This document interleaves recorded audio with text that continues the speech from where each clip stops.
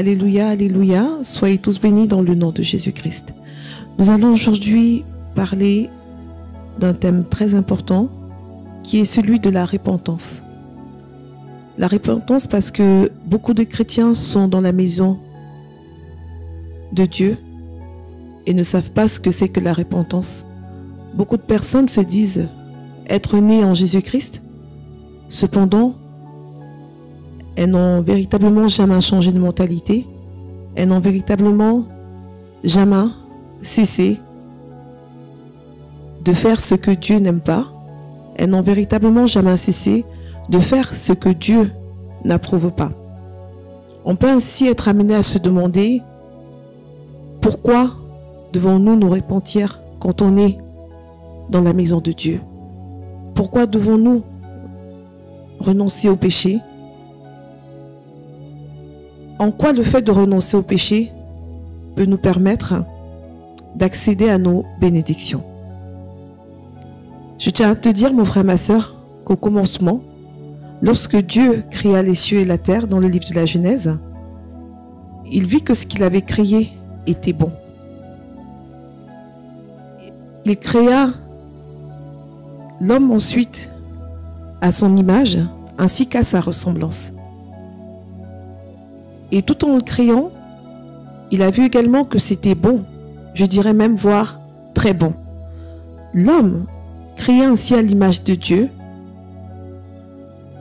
avec comme attribut de lui ressembler, c'est-à-dire d'être un être sans tache, d'être un être parfait, d'être un être qui était capable de pouvoir faire tout ce que Dieu pouvait aussi faire. Car le Maître souverain qui a créé tout avait une volonté parfaite que nous puissions demeurer en tout temps dans sa présence. On peut dès lors se poser la question de savoir pourquoi devons-nous parler de se repentir? On ne peut pas se repentir de quelque chose qu'on n'a pas fait. On ne peut pas se repentir d'une action, d'une pensée, d'un fait qu'on n'a pas commis. Je tiens à te dire, mon frère, ma sœur, on ne peut pas se repentir de quelque chose qu'on n'a pas commis, d'un péché qu'on n'a pas commis, d'une faute qu'on n'a pas commise. Mais je t'invite à aller avec moi dans le livre de la Genèse pour savoir comment est-ce que le péché est entré dans le monde. Pourquoi l'homme a-t-il péché? Il faut savoir que Dieu, quand il créa l'homme et la femme, effectivement, il les a créés à son image. Il a mis à leur disposition dans le jardin d'Éden des arbres fruitiers. Il a mis dans le jardin d'Éden des animaux. Il a mis dans le jardin d'Éden tout ce qu'il fallait pour leur subsistance. L'homme n'avait besoin de rien du tout. Le jardin d'Éden, c'est un lieu parfait. C'est un lieu où règne le bonheur. C'est un lieu où l'homme est appelé à vivre en harmonie avec les animaux qui s'y trouvaient. L'homme pouvait même jouer avec ces animaux sans craindre aucun mal, sans craindre que celui-ci ne puisse le blesser, ne puisse essayer même d'intenter à sa vie.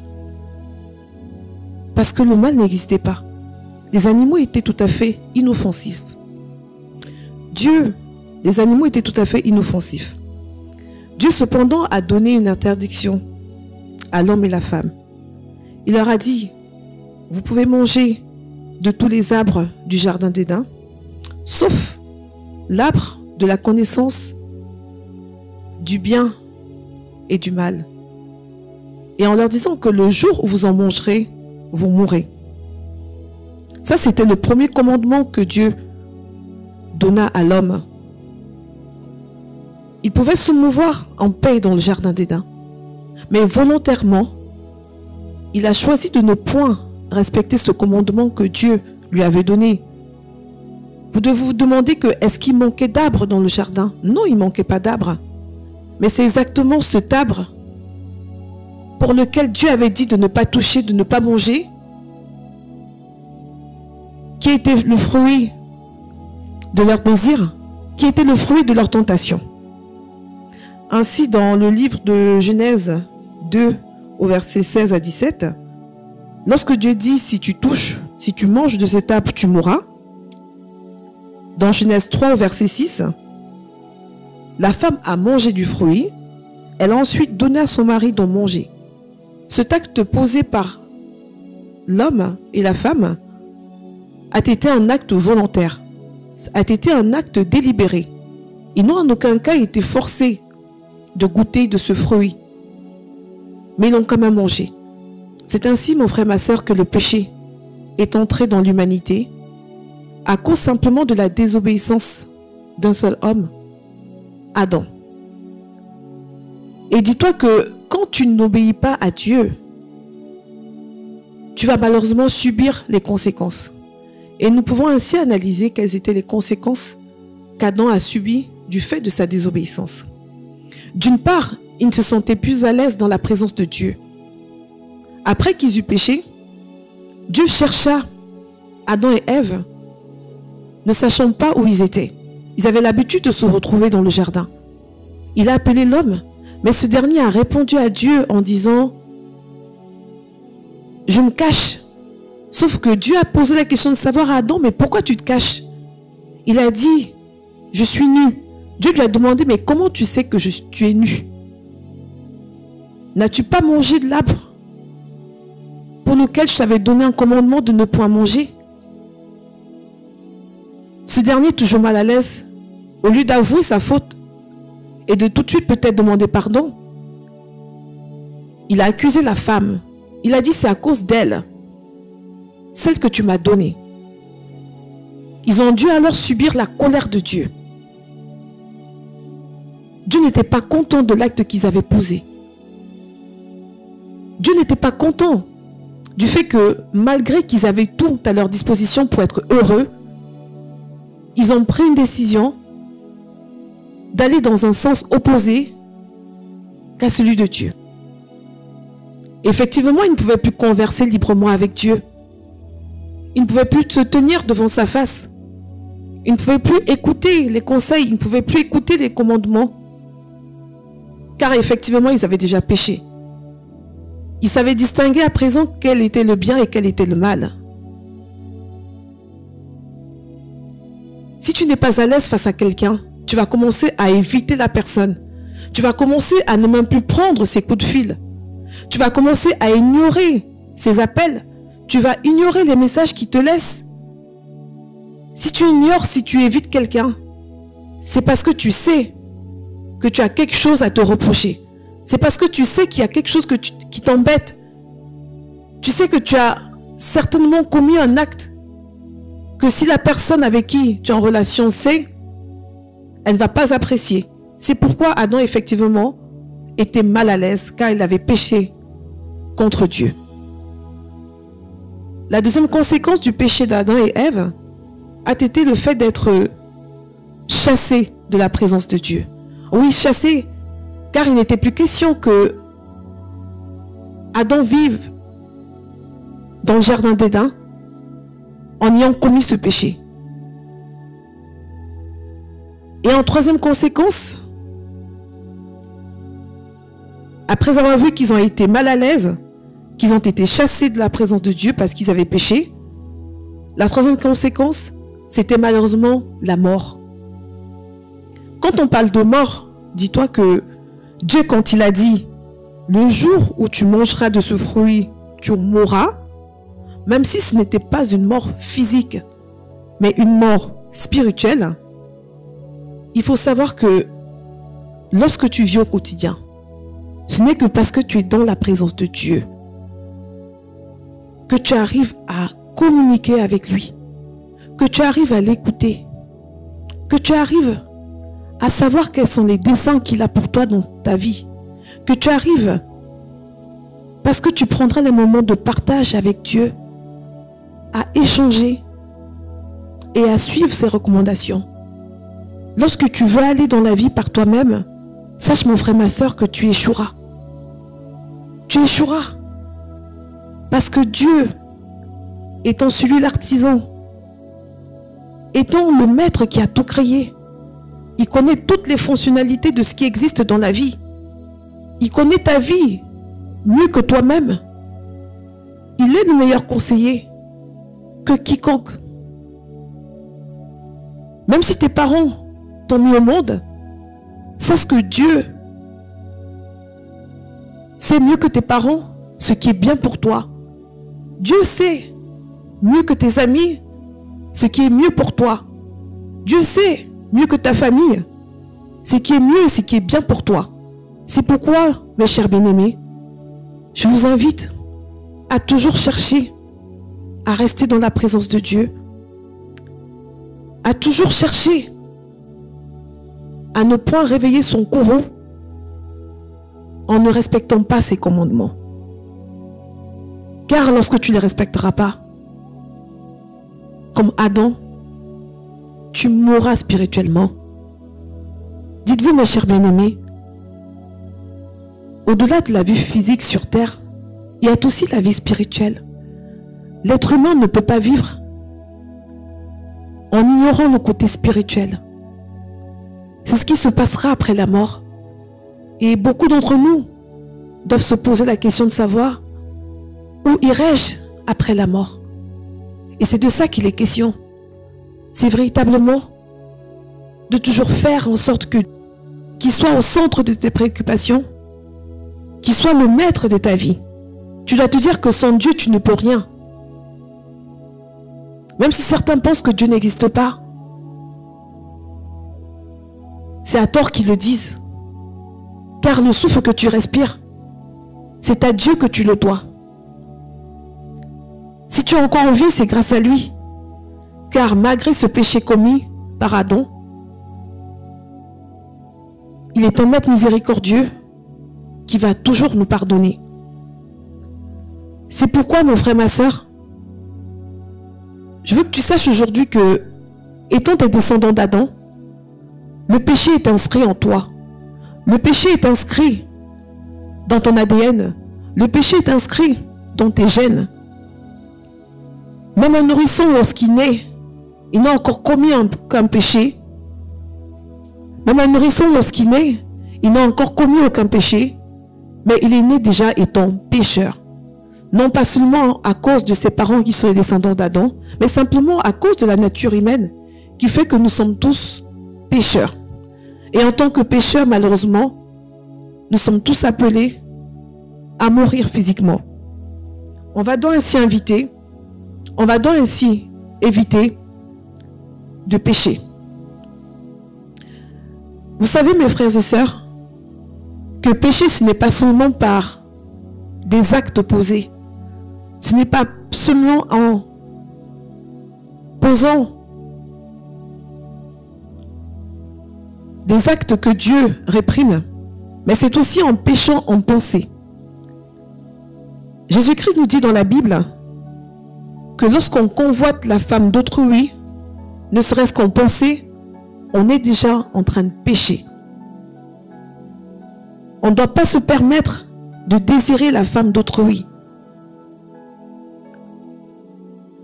Parce que les pensées qui viennent du cœur peuvent par la suite se transformer en action. C'est pourquoi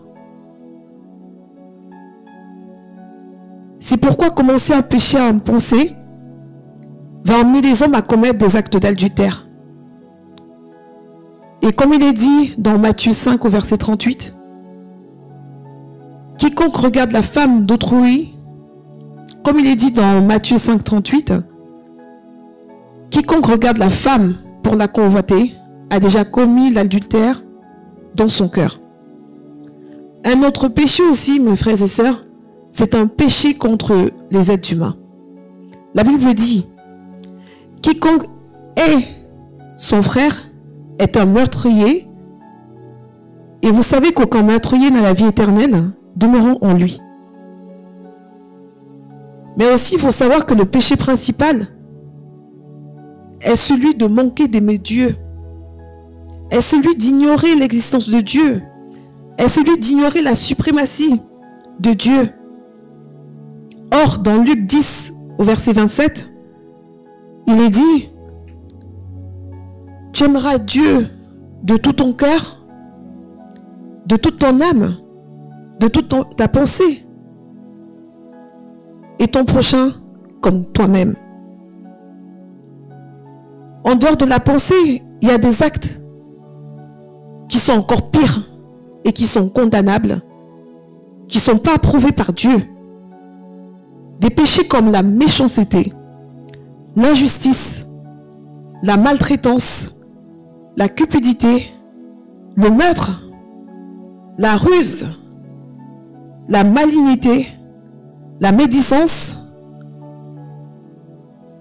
le fait d'être hautain, arrogant, le mensonge, les impudiques, les adultères, les enchanteurs, les infidèles, les ivrognes, et j'en passe.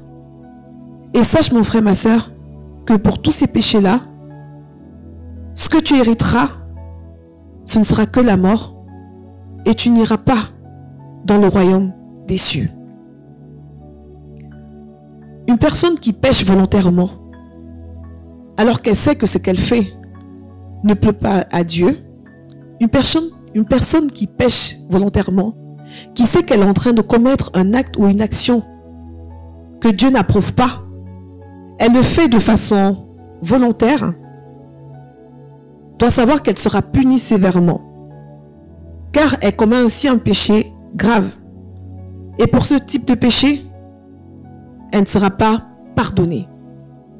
Ainsi, dans Marc 3 au verset 29, on parle d'un péché grave qui n'est pas pardonné, qui est celui du blasphème contre le Saint-Esprit.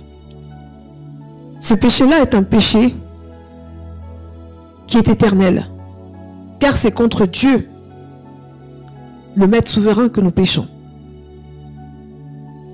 Ainsi, mon frère, ma soeur, j'aimerais aujourd'hui que nous puissions vraiment nous demander, dans la mesure où nous avons compris ce que c'est que le péché, nous devons nous demander et comprendre que veut dire le verbe se repentir. Je dois te dire que se repentir, c'est avant tout regretter d'avoir posé un acte mauvais. C'est avant tout regretter d'avoir posé une mauvaise action. C'est avant tout regretter de n'avoir pas fait la volonté de Dieu. C'est avant tout éprouver un remords, un sentiment de tristesse. Lorsque tu pêches, tu dois te sentir triste. Tu dois être mal dans ta chair, car tu sais que tu as désobéi à Dieu. Tu dois regretter d'avoir commis cette faute. Si tu ne te réponds pas d'un acte que tu as commis, dont tu sais que Dieu n'approuve pas, dis-toi, mon frère, ma soeur, à ce moment-là, tu n'es pas en train de te repentir. Lorsque tu te réponds, tu acceptes de changer de direction. Tu acceptes de ne plus retourner en arrière.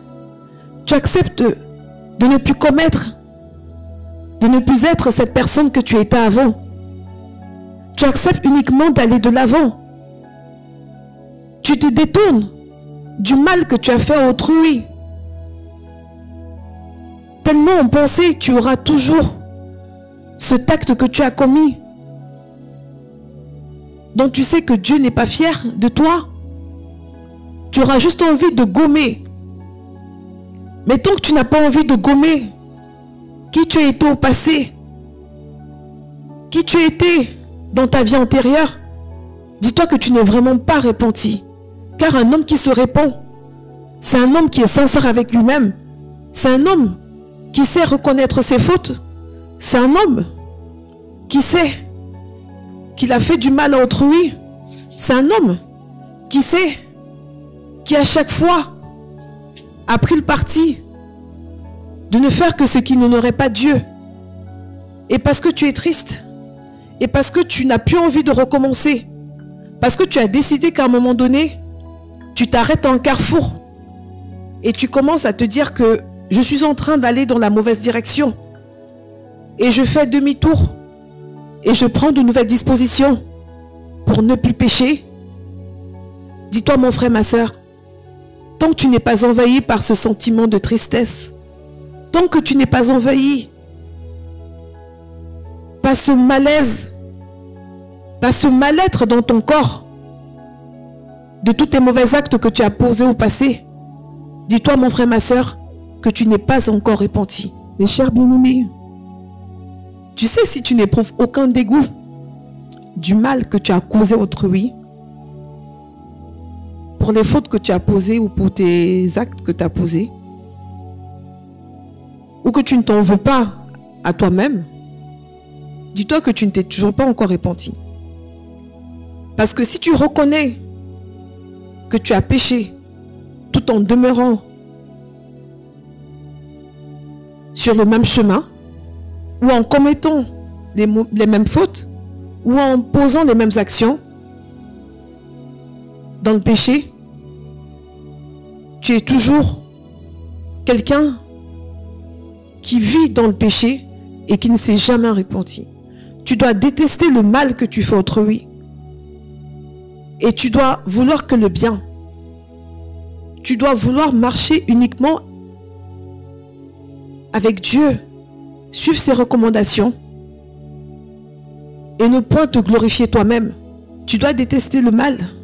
Tu dois détester de pécher contre autrui, que ce soit en pensée ou en action. Tu dois avoir une sainte horreur de tout ce qui ne glorifie pas Dieu. Et dis-toi que le but de reconnaître que tu es un pécheur, c'est de pouvoir ensuite aller demander à Dieu de te pardonner.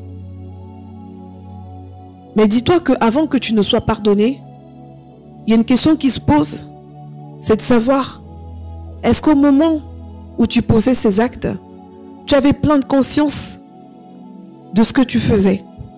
Est-ce que tu étais conscient que tu commettais le péché ou pas? Car Dieu, même s'il t'accorde son pardon, il aura quand même à mettre sur la balance le fait que tu savais que ce que tu faisais était interdit ou pas. Nous connaissons tous les 10 commandements. Cependant, nous avons du mal à les mettre en application. Pour que Dieu nous pardonne,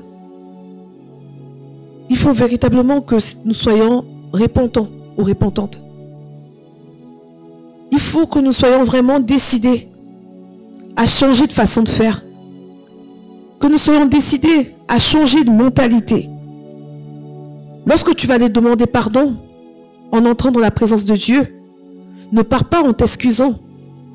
Ne pars pas en te justifiant. Va simplement d'un cœur sincère. Va simplement d'un cœur vrai. Va simplement en ayant décidé d'être cette nouvelle personne qui repousse et qui a une sainte horreur de tout ce qui ne plaît pas à Dieu. Dis-toi que Dieu est un être miséricordieux. Parce que tu as reconnu tes péchés, il t'accordera son pardon. Jésus-Christ, tu sais, mon frère, ma soeur, est venu sur terre pour ne pas sauver qu'une catégorie de personnes. Jésus-Christ n'est pas venu sur terre pour sauver les personnes riches. Il est venu avant tout pour sauver les pécheurs et ramener les personnes captives à la vie. C'est pourquoi Jean-Baptiste a longtemps prêché dans le désert afin de préparer la venue de Jésus-Christ. Lorsqu'il prêchait dans le désert, il invitait les chrétiens à changer de mentalité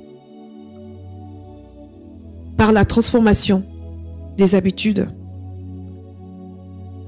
En ayant appris de nos erreurs, effectivement, lorsqu'on est repenti, on ne retourne plus en arrière.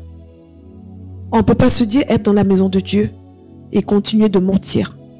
On ne peut pas se dire être dans la maison de Dieu, continuer de dire du mal sur autrui. On ne peut pas se dire être dans la maison de Dieu, implorer le pardon de Dieu, mais continuer de voler, mais continuer de vouloir du mal contre autrui, mais continuer d'éprouver des sentiments de haine de jalousie, tout en restant et en se confiant à Dieu, en disant, Seigneur, pardonne-moi pour mes péchés, pardonne-moi pour mes fautes, mais on continue toujours de pécher. Ce ne sont pas des comportements que Dieu approuve. Dans Matthieu 18, il est dit dans la Bible, alors Pierre s'approcha de lui et dit, Seigneur, combien de fois pardonnerai-je à mon frère lorsqu'il péchera contre moi? Sera jusqu'à 7 fois? Et Jésus répondit au verset 22, je ne dis pas jusqu'à 7 fois, mais jusqu'à 70 fois, 7 fois. Dis-toi, mon frère, ma soeur, que Dieu n'a aucun intérêt à ce que tu sois triste. Dieu n'a aucun intérêt à ce que malgré que tu aies péché, que tu vives dans la tristesse. Dieu n'a aucun intérêt à ce que tes prières ne soient pas exaucées par lui. Moi aujourd'hui, mon frère, ma soeur, t'inviter à ce que tu reviennes dans la présence de Dieu. Que tu abandonnes définitivement ce que tu fais de mal et que tu sais que Dieu n'aime pas. C'est pourquoi il est dit dans la Bible, dans Jean 3, verset 16, Dieu a tant aimé le monde qu'il a donné son Fils unique afin que quiconque croit en lui ne périsse point, mais qu'il ait la vie éternelle. Tout ceci pour dire, mon frère, ma soeur, que malgré que nous péchons, Dieu c'est un être miséricordieux parce qu'il nous aime. Il nous a prouvé son amour en nous offrant son Fils Jésus-Christ à la croix. Qui peut vouloir, qui peut aimer son enfant et en même temps accepter de le sacrifier? Il n'y a que Dieu. Il a fait pour nous, il a fait pour toi, il a fait pour moi. Pour qu'en croyant en Jésus-Christ, en étant nés de nouveau, que nous soyons pardonnés de nos péchés et que nous puissions espérer ne pas aller en enfer lorsque viendra le jugement dernier. Je t'invite, mon frère, ma soeur, aujourd'hui, à prendre la décision de ne plus regarder en arrière, à prendre la décision de ne plus pécher, à prendre la décision que lorsque tu te répands d'un péché que tu as commis, d'une action, tu ne puisses plus, à peine tu as dit, je me suis repenti, j'ai demandé pardon à Dieu, retourner encore dans le même péché. Tu as beau te plaindre, mon frère, ma soeur, tu as beau prier, tu as beau demander, tu as beau essayer de comprendre pourquoi est-ce que Dieu n'exauce pas tes prières. Tu as beau te dire que pourquoi certaines personnes obtiennent facilement des faveurs de la part de Dieu dans la vie. Pourquoi certaines personnes vivent une vie de bonheur, vivent une vie épanouie. Et pourquoi toi, tout ce que tu demandes à Dieu, tu dois supplier. Tu dois faire des efforts extra sans pour autant voir tes demandes réalisées, tes prières exaucées par Dieu. Tu dois te demander, ma sœur, pourquoi tu es celle à qui on fait de fausses promesses? Pourquoi, mon frère, tu n'arrives pas à garder un emploi pendant longtemps? Tu aimerais aussi demain pouvoir jouir de tout ce que les gens de ta génération jouissent comme honneur dans la société, comme gain salarial. Car il est dit dans la vie, car il est dit dans la Bible, dans la vie en général, tout travail mérite salaire. Comme le salaire du pécheur sera la mort, dis-toi, mon frère, ma soeur, que tout ce que tu vis comme tourment, tout ce que tu vis comme persécution, tout ce que tu vis du fait de ton péché n'est pas pour rien. Il y a de mauvais esprits qui sont sur toi. Il y a de mauvais esprits qui travaillent à te retenir captif dans les prisons de Satan. Il y a des mauvais esprits qui ne veulent pas que tu sois heureux ou heureuse. Il y a des mauvais esprits qui n'attendent qu'une chose, c'est que tu puisses changer de direction, que tu puisses renoncer au péché. Car dis-toi que tout ce que tu demandes à Dieu, si tu ne vois pas encore tes prières être exaucées, c'est parce qu'il y a quelque chose que tu fais mal. C'est parce qu'il y a un péché. C'est parce que tu as un secret au fond de ton cœur que tu gardes. C'est parce que tu as besoin de délivrance. C'est parce que tu as besoin de reconnaître que tu as posé des actes à des moments donnés de ta vie que Dieu n'avait pas approuvé. Et pour cela, mon frère, ma soeur, je t'invite à chercher un pasteur afin d'aller te confesser, afin de reconnaître que tu as eu des moments d'égarement, afin de reconnaître que tu as posé un acte répréhensible que Dieu n'approuve pas. Et si tu vis ces retards dans ta vie, dis-toi que même si Dieu t'a pardonné, même si tu t'es repenti, c'est parce que définitivement, il y a des esprits de retardement dans ta vie. Et pour cela, je t'invite à décider, à prier le Seigneur, afin que tu puisses à nouveau rentrer dans sa présence et que toutes tes préoccupations du passé restent au passé et que la gloire de Dieu se manifeste à nouveau dans ta vie. On le verra la prochaine fois avec le révérend Alif Zateba. En quoi la délivrance est le passage obligé pour que tu reconnaisses le succès, pour que tu retrouves tout ce que tu as perdu qui a été volé dans ta vie par l'ennemi. Dis-toi, tu as besoin de te délivrer. Car tu ne peux pas toujours agir de manière juste.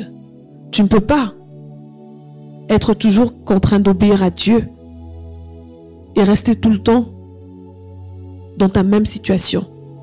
Car lorsque tu marches avec Dieu, tu es victorieux. Tu dois aller de succès en succès. Tu dois aller de gloire en gloire. Et tu dois connaître le bonheur infini. Je t'invite, mon frère, ma soeur, à venir pour que nous puissions prier, pour que nous puissions implorer Dieu afin qu'il nous accorde le pardon de nos péchés, que nous puissions entrer dans sa présence et retrouver le chemin du succès. Père éternel,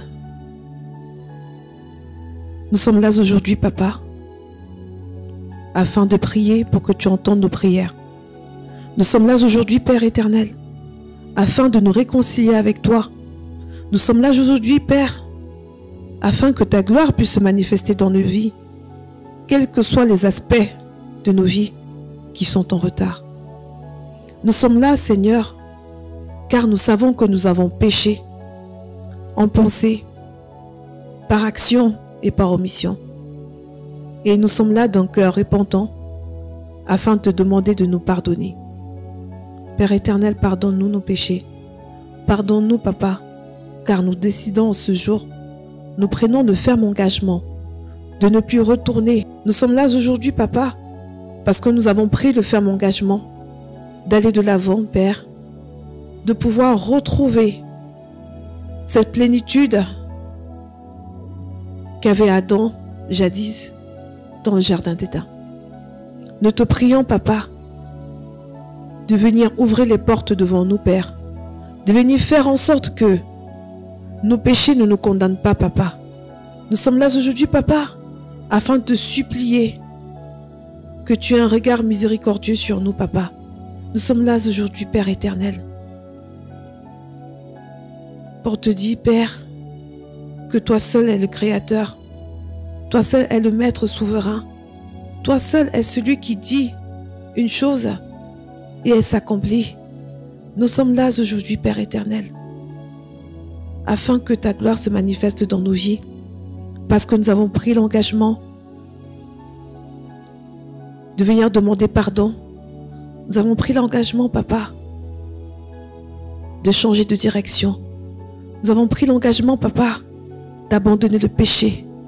Nous ne péchons plus et nous ne posons que des actes qui t'honorent, Papa.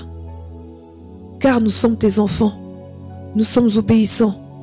Ce gouffre qui avait été créé par toi, ce gouffre qui avait été créé à cause de notre péché, Père éternel, aujourd'hui nous sommes là afin de pouvoir recoller les morceaux, afin de pouvoir remplir ce vide, qu'il n'y ait plus d'espace entre toi et nous, Père éternel, qu'il n'y ait plus de distance entre nous, Papa. Nous sommes là aujourd'hui afin d'implorer ta grâce, Père, que tu entendes nos cris, que tu puisses à nouveau nous ouvrir la porte qui mène à toi, Papa. Et je prie et je déclare qu'en ce jour, tout ce que nous faisons à partir d'aujourd'hui est béni dans le nom de Jésus. Je prie et je déclare qu'en ce jour, nous ne péchons plus contre toi, Papa. Je prie et je déclare qu'en ce jour, nous ne convoitons plus la chose d'autrui. Je prie et je déclare qu'en ce jour, nous ne désirons plus ce qui ne nous appartient pas dans le nom de Jésus. Je prie et je déclare qu'en ce jour, tout ce que nous t'avons demandé jusqu'à présent, que tu ne nous as pas donné, parce que nous n'étions pas vraiment repentis, que tu puisses nous le donner dans le nom de Jésus en 2025. Je prie et je déclare qu'en ce jour, Père éternel, tu viens à nouveau faire partir de nos vies. Tu viens à nouveau être le fil conducteur, celui qui nous guide dans ton royaume, Papa. Cette porte qui nous a été fermée jusqu'à présent, cette porte des cieux nous est ouverte encore dans le nom de Jésus. Père éternel, c'est avec foi que nous avons fait cette prière et que nous te remercions de nous avoir écoutés. Nous savons que nous avons à peine ouvert les lèvres, été exaucés et écoutés par toi. Soyez tous bénis dans le nom de Jésus-Christ. Je suis la servante Lina Ateba du ministère de la sagesse divine et de la restauration depuis Genève en Suisse. Allez en paix, va en paix. Ne sois plus perturbé là où tu te trouves. Décide simplement de ne pas être dans la maison de Dieu et de continuer de pécher. Si véritablement tu as abandonné le péché, engage-toi en ce jour à être un modèle, à être un exemple, à ne faire et à ne poser que des actions qui honorent Dieu. Car tu ne peux pas t'être repenti. Tu ne peux pas être né de nouveau tout en péchant. Au fond de ton cœur, tu sais mieux que moi quels sont les péchés que tu as commis, quels sont les actes que tu as faits contre la volonté de Dieu. Tu sais toi-même quelles sont ces actions qui te condamnent et qui donnent un droit à Satan de venir réclamer dans ta vie. Et tu décides qu'en ce jour, c'est un nouveau départ. Si tu as aimé cet enseignement, je t'invite à t'abonner à la chaîne, à prendre le numéro de téléphone qui s'affiche en bas de l'écran, à t'abonner afin de ne pas manquer nos prochains enseignements. Allez en paix, soyez bénis dans le nom de Jésus-Christ. Amen.